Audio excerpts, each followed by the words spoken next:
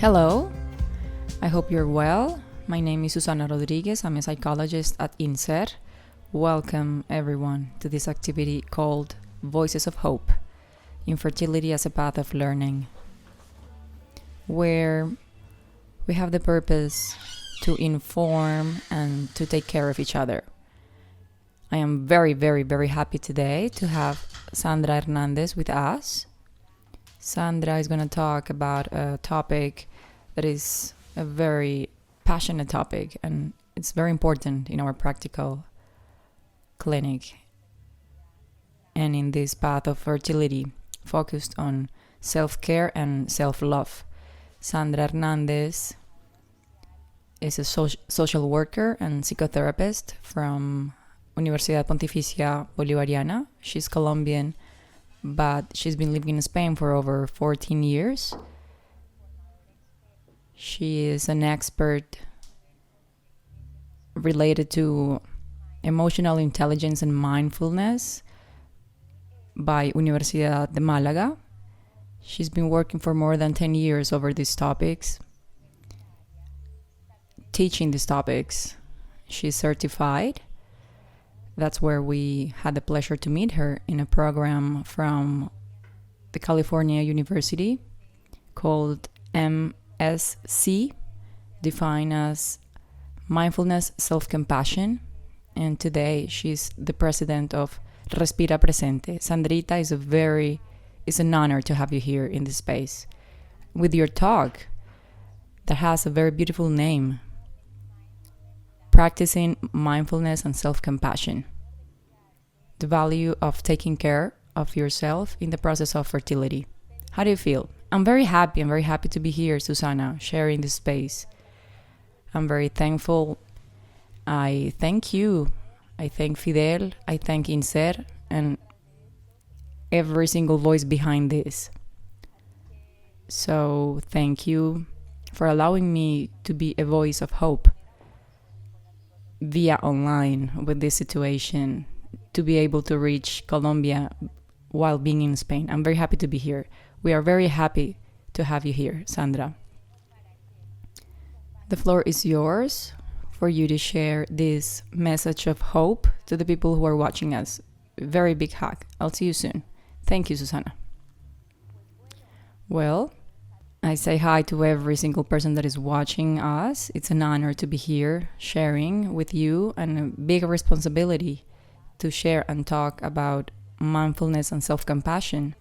But I feel responsible, and at some point in my life I made a decision of doing it, because for me, and I speak from experience, it's been a great treasure to find what this is.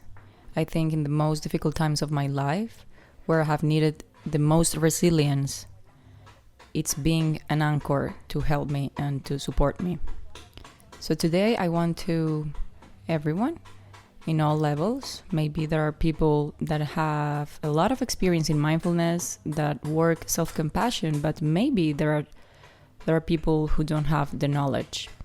I'd like to make an introduction to this world, to enjoy this world, for this to be a space of self-compassion there where you are, in your home, at your office, at your sofa, at your table, that you have a dignified posture in your body, and for you to enjoy this space to learn. And it's precisely because mindfulness, it's learned by experience and seeing it. I want to give this talk and give you some tools, a couple of exercises that can stay and you can practice. So when you're in this process, I know that many of you might be going through a process of fertility with the INSER team, worried maybe, or overwhelmed, or about to make a decision. There's something that allow us to make our minds serene and make decisions with clearness, and that's mindfulness. So we're going to start by making a stop. I want you right there, exactly where you are, We are gonna settle our mind. It's gonna give us more capacities with our tools. We're gonna use the acronym of STOP so we can remember it easily. So I'm gonna make a stop. With 1 minute per day, we can have results. I ask you, wherever you are, make yourself comfortable to be in an attitude of inhabiting your body. There's no need to change that much. If you want, you can close your eyes, or maybe just to settle your sight a little bit down. I'm gonna play Decrótalo. It invites us to attend. I'm gonna play it and I'm gonna guide it with stop, with the word stop. I invite you to let yourself go. Ese. Soltar.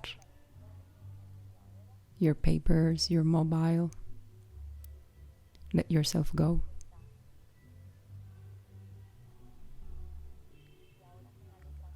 And now with the letter T, I invite you to breathe 3 times without changing your breathing pattern, without an effort, naturally. Be aware of your breathing. A soft and serene breathing.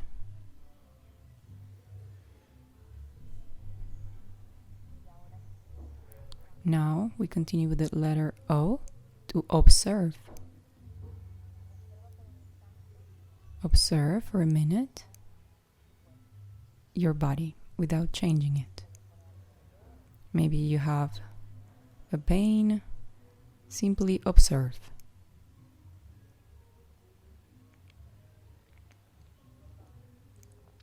Observe your emotions. How do you feel?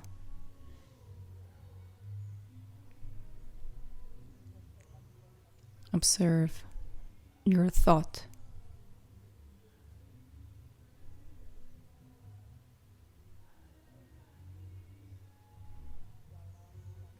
Now we move to the letter P to proceed. To proceed with this space, with this event, with the renewed attitude, an aware attitude. We come back here. When you hear the sound, we open our eyes.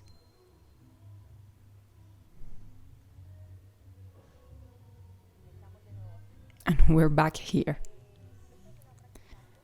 This is a very simple practice that I want to leave in you.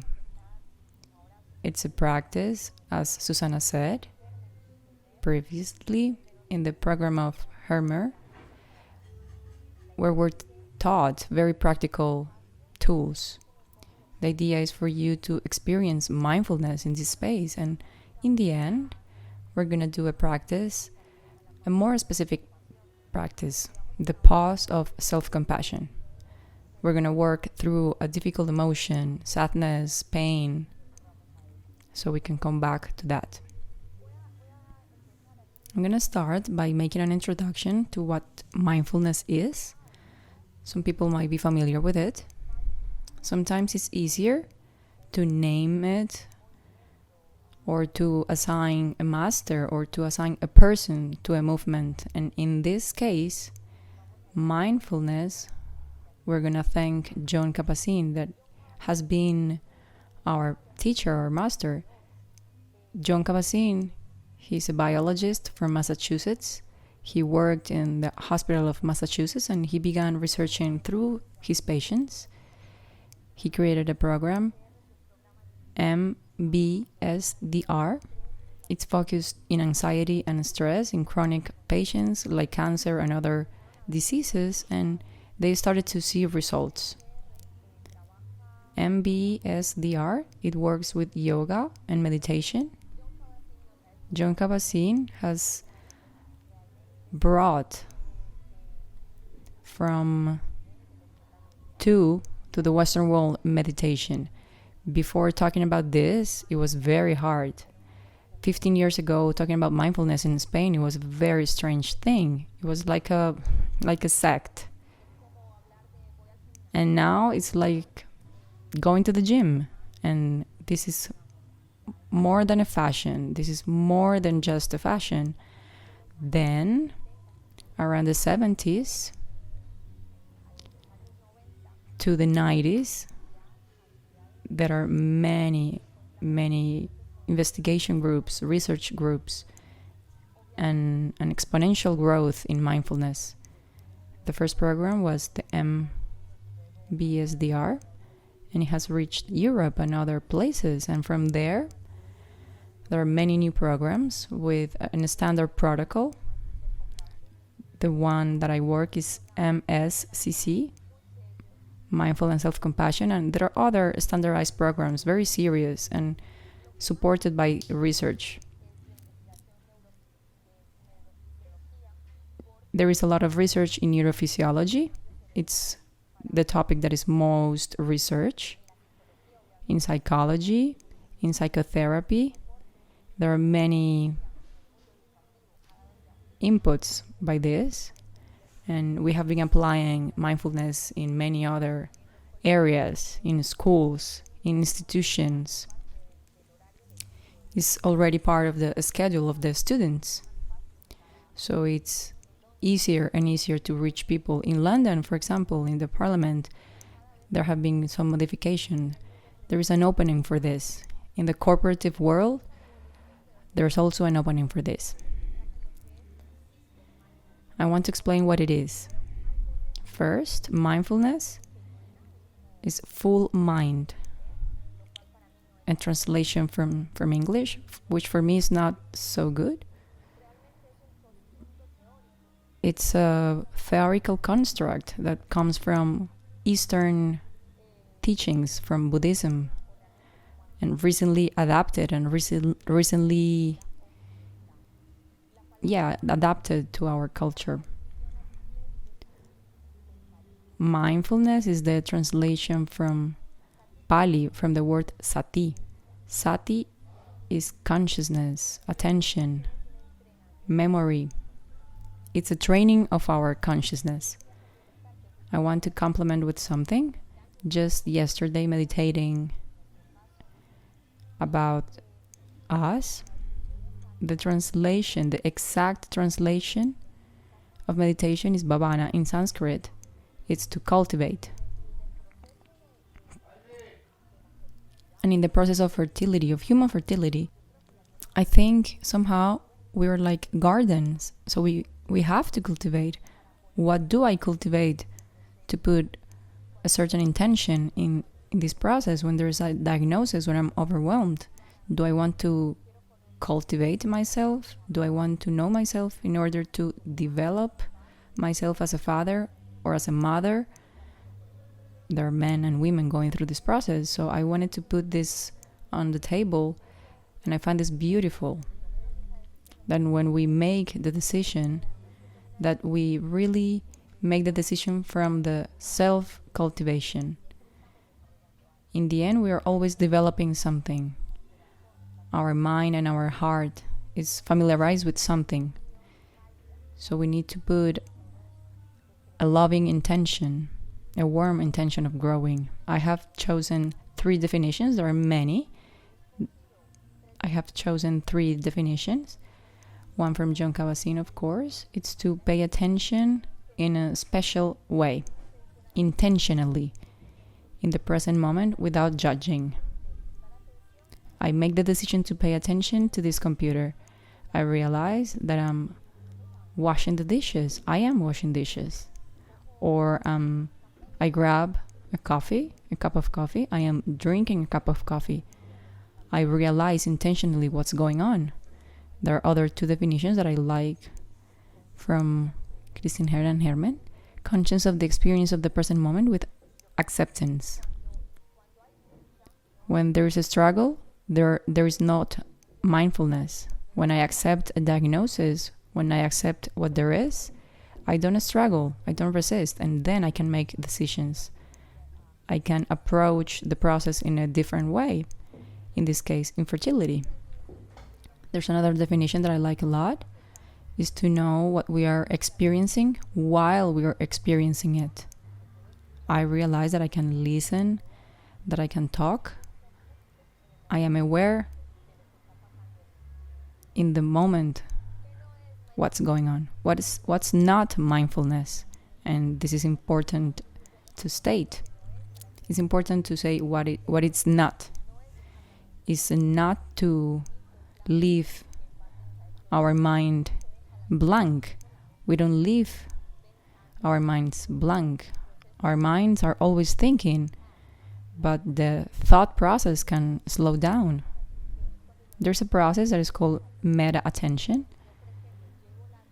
I take my attention intentionally to the breathing process. So when I say take a deep breath, I start breathing and I realize that I'm attending my breath.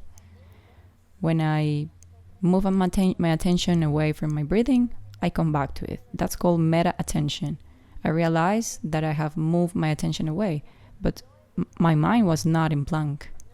It's not leaving my mind in blank. It's not that you're gonna reach ecstasies or enlightenment. It's not a religion. It's not escaping from pain. It's not avoiding pain. Self-compassion is precisely realizing that there is suffering, there is pain. It's not to suppress our emotions. It's realize what there is. It's not a technique of relaxation. It's possible that I'm more activated if I realize that I'm angry.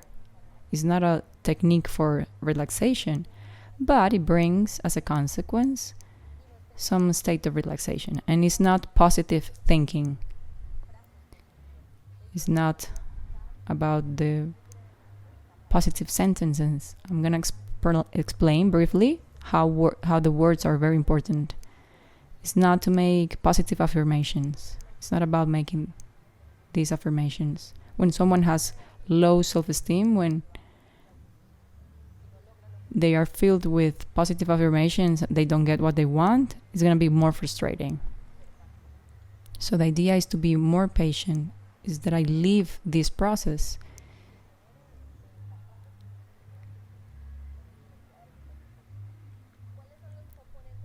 What are the components of mindfulness that we need to have clear? 2, I take consciousness, I am aware, and I take my attention somewhere. I am a conscious observer of the present moment. I'm aware of a moment. I'm aware of my breathing. I'm going to be aware of my senses. I'm going to be aware of my movement, that I'm going to walk with awareness. I am aware of a shower I take, brushing my teeth consciously. The idea is to reach from the most simple thing, from breathing, for example, and move to our daily life. That's the idea. There's another little step that is vital, and that's why I talk about self-compassion. When I practice mindfulness, I realize about things, but then what to do with it? When I found self-compassion, I realized that I had to cultivate myself as if I was a baby, and I cradle myself and I pamper myself. Mindful, it's a piece. Vicente Simon, who is a catedrátic, a psychiatrist from Universidad de Valencia, he always talks about this being a bird. So a bird needs its 2 wings. Mindfulness needs 2 wings. One, the mind, and the other one is wisdom. We need both wings, and that is this one more step. There is a component in mindful. It's not a cognitive phenomenon. It requires an attitude of love towards the observed object. When we intentionally take our attention, this observed object, that it could be me, it could be myself, I need to have a warm attitude. If I'm frustrated or ashamed by something, it's going to be harder. It's very important to work with self-compassion in order for the observation to be more warm. What's contrary to mindful? Resistance. And possibly resistance comes from not accepting something for myself. The idea is to let go our resistances. The heart of mindfulness, what is compassion, is self-compassion. There is a formula. Suffering equals pain plus resistance. It's very important. Pain is unavoidable. There is a diagnosis. When there is death, there is pain. We cannot avoid it. We have to walk through the pain. And then comes the resistance. If I resist this pain, it might increase the suffering. So we need to leave the pain, grieve, and not resist. When I resist, I suffer more. There is a definition, one more step, of self-compassion. What is self-compassion? It's something so simple as treat myself with kindness, with the same kindness that we treat our loved ones, our friends, and especially when things are not going well. That's where it's harder. Because when things go well, it's easier. It's treating ourselves as we'd like others, our friends, treat us. It's to transform ourselves in our inner ally. This is a definition from Kristin Neff that has a book that's called Being Kind with Yourself. I highly recommend it. It's wonderful. And it talks about that. Self-compassion helps in many ways. This is a general concept. It improves our emotional state. Shame, for example, one of the parts of the program is working through shame. Maybe going through this process, I'm ashamed of talking about it to my colleagues or my friends. But why? Why am I ashamed? Why am I hiding it? Maybe I can work through that shame and handle it. Because how many people are there that are working or going through the same? One of the other components of self-compassion is when I don't believe myself, when I don't see myself as part of a family, then I find myself separated. But when I realize that there are many other people going through the same process as me, then I live this process in a different way. Self-compassion allows us to be in a positive state of happiness, optimism, and better physical health. I need to add here that when you start to love yourself, you start to improve your habits, and that's very important in the fertility process, the healthy habits. So if I start to work with self-compassion, naturally I'm going to activate an awareness of my body. And there is a website where you can find a lot of research about self-compassion. Maybe someone can go through that. There are 3 components, keys in self-compassion. Self-kindness, the contrary is self-criticism, is very evident. Shared humanity versus isolation. And finally, mindfulness versus over-identification. These are the 3 main components, also from Kristin Neff. Self-kindness, well, the contrary is to self-judge, to say to myself the most cruel things. Share humanity, I mentioned it, is very important to work on it, because when I feel connected to other patients that are going through the same, other people that are going through the same, maybe that feeling of feeling ashamed or different or bad can lower. It helps a lot to work about this in the process, not to isolate and to feel connected to others. And finally, mindfulness and over-identification it relates to be aware of my suffering. But I don't over-identify myself when I start to have a self-pity attitude. No, it's just to be aware and avoiding over-identification. These three components are there because in the next practice I'm going to apply them. We're going to work in this pause. I'm going to work on these three components. Well, I'm going to mention here because I want to move forward to the practice, the physiology of self-compassion. We have three systems. One system, a threat system, one achievement, and calmness. Self-compassion works in the calmness system.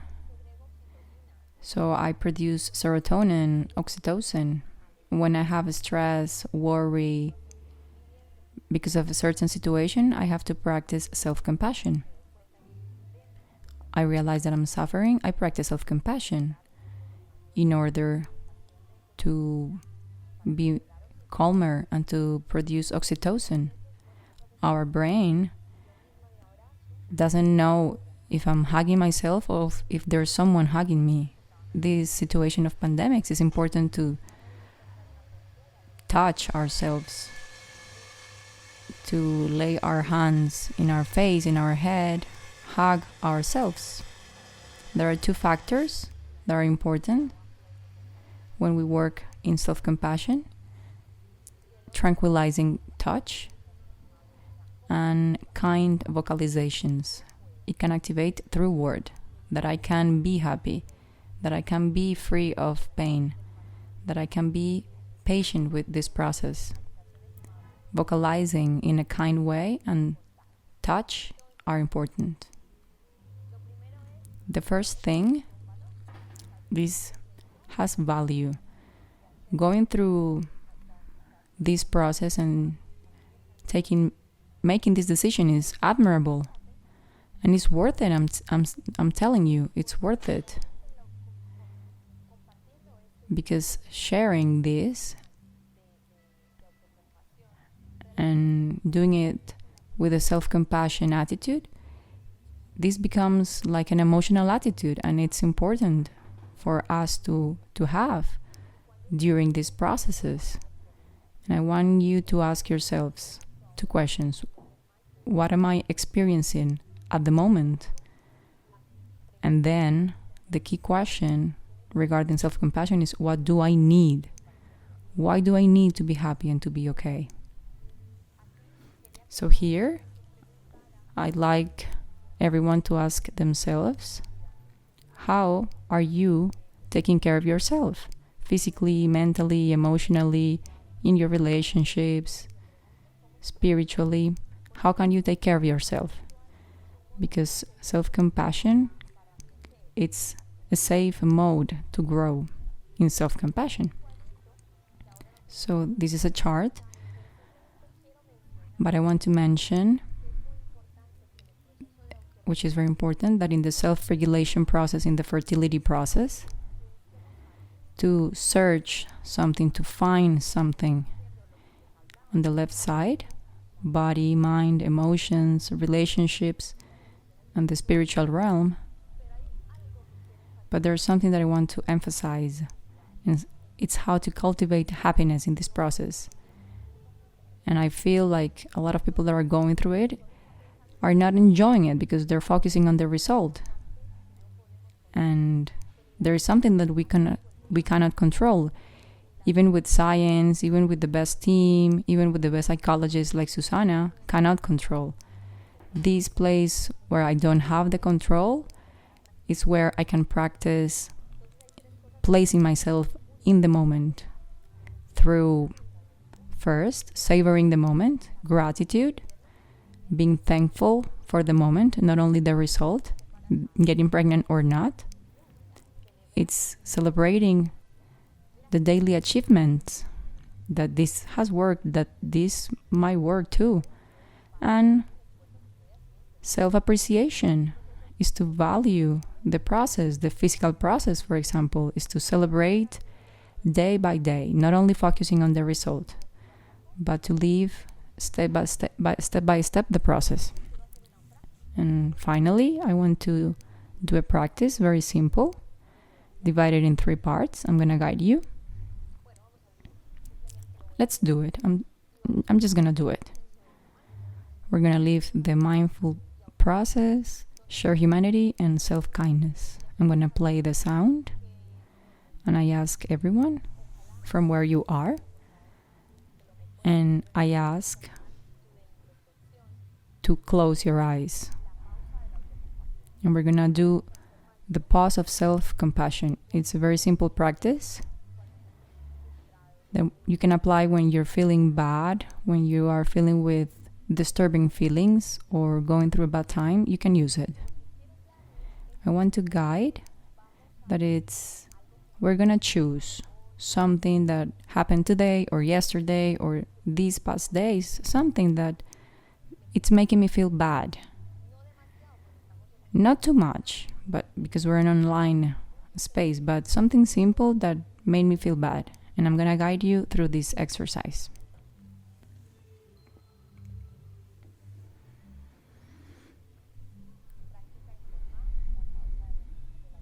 Informal practice, the pause of self-compassion.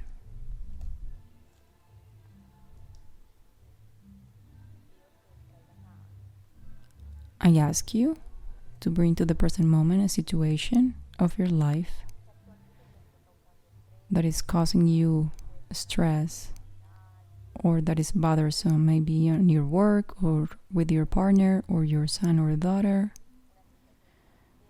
a financial situation, something that can be stressful. Be aware of it. A circumstance that is moderate, not traumatic.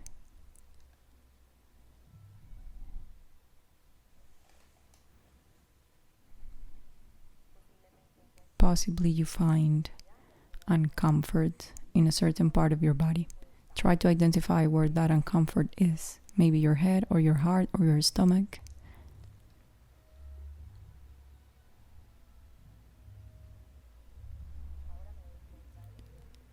Now I realize what there is. When I realize what is there,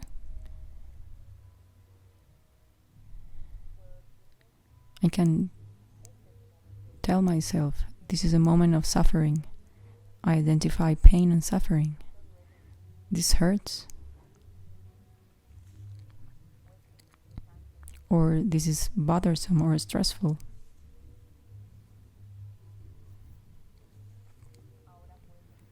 Now you can tell yourself, suffering is part of life.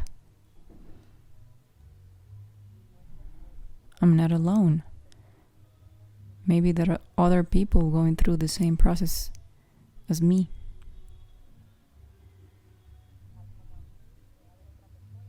Just like me, there might be someone else going through the same. We're connected as human beings.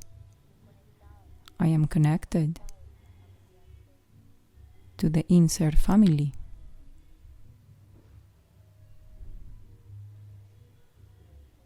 And I realize that suffering is part of life.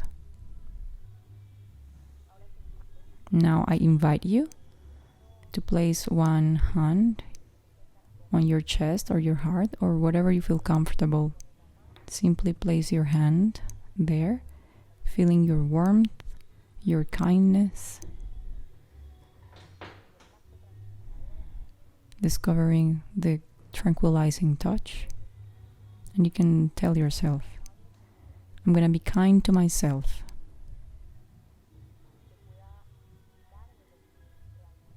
That I can give myself what I need. That I can protect myself.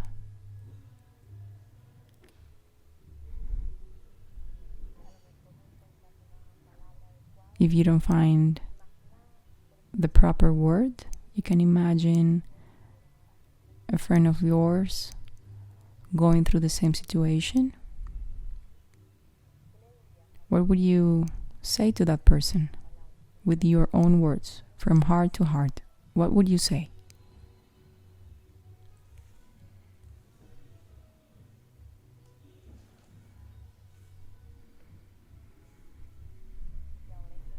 Now, try to offer yourself those words.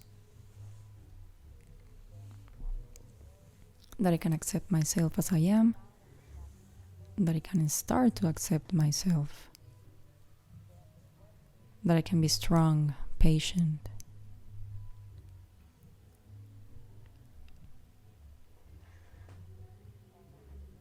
And now with that feeling, in this space that we have had in this meeting,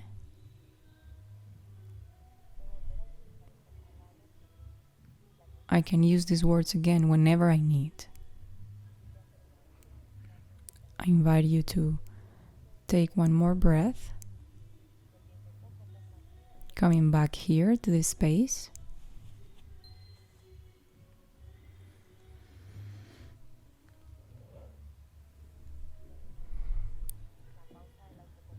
There we had this pause of self-compassion. It's a wonderful exercise. And I want to finish with this sentence. First, I thank everyone who have been listening. Doing good makes ourselves happy. If you want others to be happy, practice compassion. If you want to be happy yourself, practice compassion. It's a sentence from the Dalai Lama. So let's focus right now with what we're going through in the planet is to work with self-compassion. So thank you everyone for this space, and let's do good in order to be happy. Sandra, hi. Hi, Susana. Thank you very much for this moment. I felt it. I needed it. This has been a very difficult time for a lot of people, for our patients, and for people who are going through the infertility process. I want to highlight some things that you said and try to go deep into others.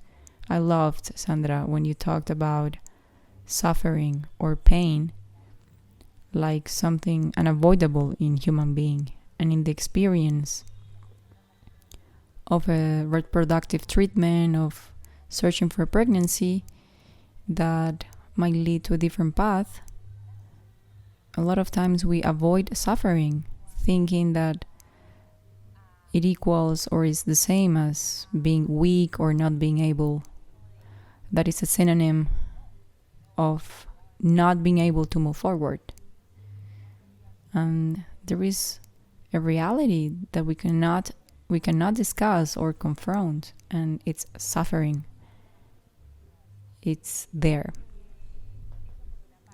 That on one side. It's more evident in men because women are more allowed to be in touch with their feelings, but men have this structure of protect and to protect others. You said something that I find very important, and that as long as we deny suffering and we increase resistance, we're going to have a bad time. Actually, compassion, it's a word. It's a struggling word because it's associated with self-pity. If I have compassion of myself, it's as I'm not able to face this. To those people who are here in this moment facing unfortunate situations, complex situations, what can you tell them about suffering? Why is it important to connect with suffering? Well, because I would say basically, Susana, that there are two things that connect human beings. One is that everyone suffers. Every single human being suffers at some point in their life. So to resist that is silly. Avoiding that makes it worse, make situations worse. And I have to add too that I can only heal what I can feel. So you have to feel and to go through it. In order for there to be rainbows, rain is necessary. I need to feel the pain in order to heal. I would say to all those people who are afraid of that pain, because it's really fear of the pain. The moment I perceive the suffering, one thing is to stay there. But if I touch the suffering, it's like the door. Self-compassion is like a door. When there is a fire and I open the door, there's a boom, and the boom is really hard, but then the rainbow comes. In order to heal, I have to go through that. It's unavoidable. And one other thing that connects all human beings is death. All of us are going to die. We are going to die. And every one of us suffer. Sure. One other thing that you said that I find very valuable is not to center on the final result. And that's where many people are. But also give value to the process. You talked about celebrating, and first to be aware of the moment, second to be thankful for that, and self-appreciate. How many people would be happy to be on the process? And we know that in these countries it's complex. And we focus sometimes on the result that we forget to be grateful, to being able to go to appointments, a medical team, to have a partner that is giving us a hand. So when we focus on the process, we empower ourselves and we live it in a different way. And I loved, and I'm going to take it for myself, mindfulness and self-compassion as the emotional attitude. Because it's like, doctor, I want to be excited, but not so much. I had a negative, but if I'm very hopeful, the fall is going to be too hard. So having self-compassion is a great attitude, an emotional attitude that connects myself to suffering, but also to the present moment where there are important things happening as well.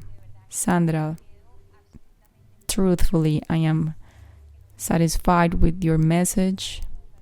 I know it's going to be very valuable. What would be your message to that person who is going through suffering through this process of fertility,